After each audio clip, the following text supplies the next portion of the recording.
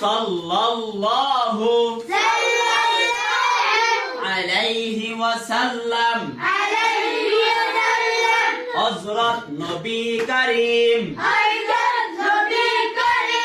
সাল্লাল্লাহু আলাইহি ওয়াসাল্লাম ফরমায়াছেন এক নাম্বার হাদিস শরীফ